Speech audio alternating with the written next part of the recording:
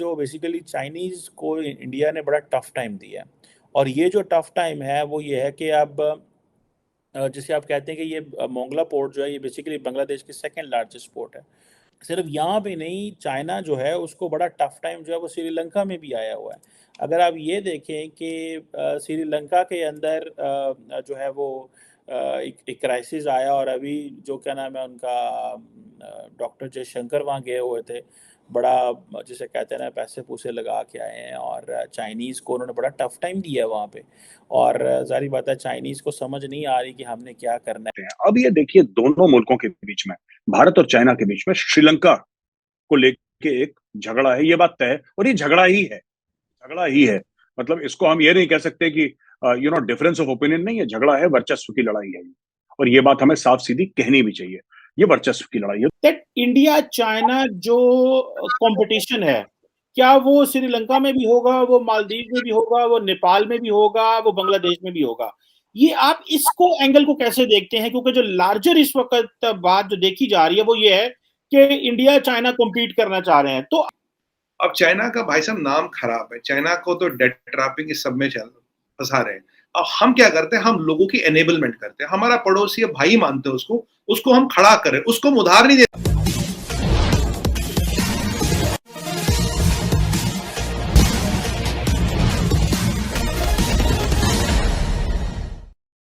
बांग्लादेश के दूसरे बड़े पोर्ट मंगला के आधुनिकीकरण और उसके संचालन का ठेका भारत ने चीन को पछाड़कर अपने नाम कर लिया है।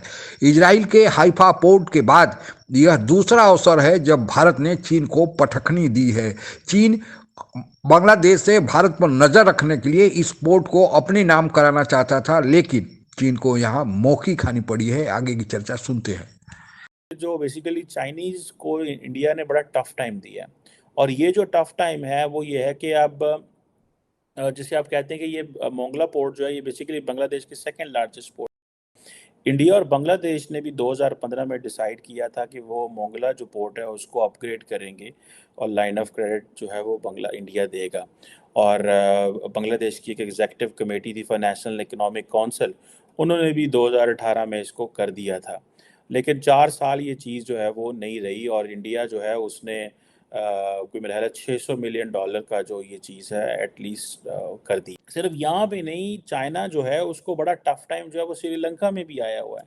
अगर आप ये देखें कि श्रीलंका के अंदर जो है वो एक क्राइसिस आया, और अभी जो क्या नाम है उनका, डॉक्टर जयशंकर वहाँ गए हुए थे, बड़ा जिसे कहते हैं ना पैसे पूसे लगा के आए हैं, और चाइनीज़ को उन्होंने बड़ा टफ टाइम दिया है वहाँ पे।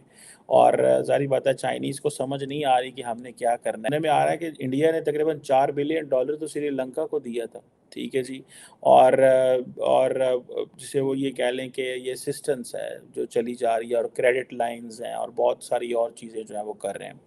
और मज़े की बात यह है कि जो IMF है उसने कंफर्म किया है इंडिया को, और श्योर किया है कि वो भी श्रीलंका को बेल आउट करेंगे, ठीक है जी। और अब देखें, इंडिया मल्टीलैटरल पार्टनर्स के साथ मिलके श्रीलंका को उठा रहा है। एक वक्त था पाकिस्तान जो था, हम बस उसी चीज़ में लगे हुए थे, लो जी असा थे ना वो जो मिलिटेंट स्ट्रगल थी उसको दबाने के लिए हमने बड़ी मदद की और बड़ा कुछ किया।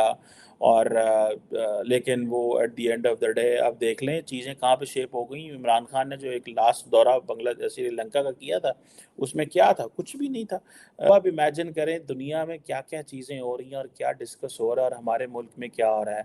ना कि जी बिजली बंद हो गई है, ओहदे पैसे देने ने इमरान खान कहता है मैं सड़कों पे आ जाऊँगा, बाजवा चोर है वो, उसने नवाज शरीफ को भगा दिया। और मुल्क के अंदर अफरा तफरी है, ठीक है जी, न्यूक्लियर पावर है, TTP वाले हमले कर रहे हैं, फ़ौजी जवान जो है वो रोज़ाना शहीद हो रहे हैं, और ये आपको ख़बरें मिलेंगी, ठीक है। इस तरह की ख़बरें तो शायद श्रीलंका में भी नहीं मिलती, क्योंकि उनके क्राइसिस इस तरह के नहीं है। एटलीस्ट वहाँ पर अवाम सड़कों पे बाहर निकल के उन्होंने चौके कर राजा पाकिस्तान को बाहर तो फेंका ना। हमारे लोग जो हैं वो, हम ना बाहर निकलते हैं ना अंदर होते हैं, बस एवं जो है ना हौच पौच इधर उधर ही फिरते फुरते रहते हैं। अब ये देखिए दोनों मुल्कों के बीच में, भारत और चाइना के बीच में श्रीलंका को लेके एक झगड़ा है, ये बात तय है। और ये झगड़ा ही है, झगड़ा ही है। मतलब इसको हम ये नहीं कह सकते कि डिफरेंस ऑफ ओपिनियन नहीं है, झगड़ा है, वर्चस्व की लड़ाई है और ये बात हमें साफ सीधी कहनी भी चाहिए। ये वर्चस्व की लड़ाई है। तो वर्चस्व की लड़ाई श्रीलंका में, जैसे आपको पता है, हनुमनटोटा का पोर्ट बनाया था चाइना ने और फिर चाइना ने चूना लगा दिया।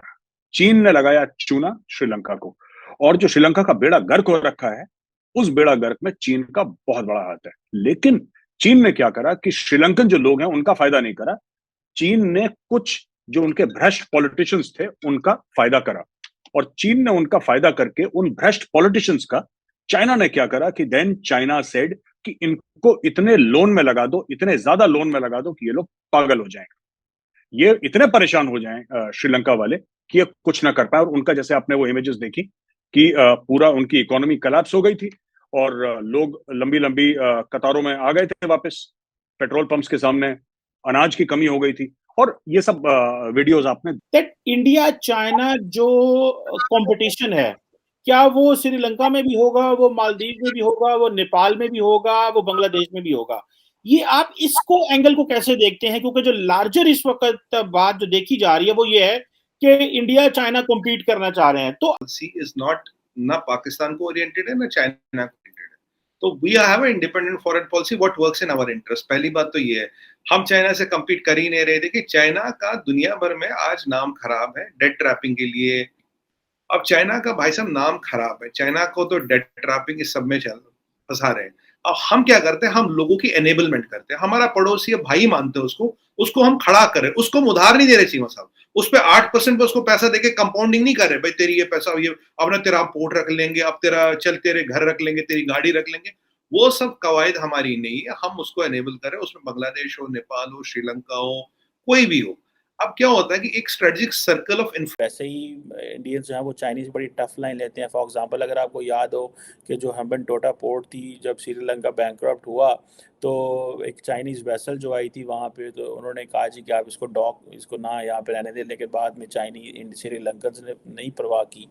तो जारी बात है उस चीज़ को इंडियन समझते हैं कि भाई the Chinese put more money there. Bangladesh जो है इसकी, क्योंकि इंडिया के साथ एक हिस्ट्री वो पाकिस्तान की वजह से भी बड़ी जुड़ी हुई है। दे बिलीव के जी हम ही हैं वो, जिन्होंने, इंडियंस कहते हैं कि हमने बांग्लादेश को आज़ाद कराया। शेख हसीना वाजद जो उन्होंने आजकल एक बांग्लादेश के अंदर जो एक स्ट्रगल शुरू की हुई है, वो सारे मौलवियों को, जमात इस्लामी को और वो लोग जो थे जिन्होंने बांग्लादेश को वो समझते हैं आज़ाद होने में रुकावटें पैदा की, उन्होंने आजकल अंदर कर दी भी कि किसी ने फाइल ला दो, किसी ने इधर कर दो, उधर कर दो। तो वो ऐसी बिलीव्स कि मेरे लिए जो है वो India is very very important, तो वो अपना वो चल रही हैं। लेकिन सारी बात है इसमें इंडिया आज श्रीलंका को फाइनेंस कर रहा है, असी श्रीलंका वाले पास मुँह भी नहीं करते, ठीक है जी। मेरा ख्याल है इंडिया श्रीलंका को फाइनेंस मिनिस्टर पाकिस्तान भी आए हुए थे कुछ, उन्होंने की लैन देना, दिल के साढ़े फाइनेंस मिनिस्टर उन्होंने कोई शायद मांग ली हो, कोई चीज़ आए तो कल दो इधर, ठीक है। सो ये जो चीज़ है, ये आज मैं बता रहा हूँ कि IMF और ने कंफर्म किया इंडिया को और श्योर किया कि श्रीलंका के जो डेट है उसको हम बेल आउट करेंगे, ठीक है जी। और वो चाइना के साथ भी राब्ते में बड़े करीब के साथ, और 22 मिलियन का छोटा सा मुल्क है श्रीलंका, ठीक है जी। फॉरेन करेंसी वहाँ पे नहीं है, जारी बात है, रिसेशन आ गया, ठीक है जी, और नहीं वो मैनेज कर सके अपनी, ठीक है जी। खैर उनकी तो आबादी कम है और वो जिसे वो कहा जाता है कि उनके उस तरह के मसाइल नहीं है, लेकिन हमारी तो आबादी बहुत ज़्यादा है, फिर इस्लामिक नैरेटिव, फिर सिक्योरिटी का नैरेटिव, फिर इंडिया, फिर चाइना, फिर TTP, इट्स अ वेरी आप अगर हमसे जुड़ा रहना चाहते हैं तो कृपया मेरे चैनल को सब्सक्राइब करें तथा बेल आइकन भी दबा दें ताकि नई वीडियो की जानकारी तुरंत आप तक पहुंच जाए। धन्यवाद। जय हिंद।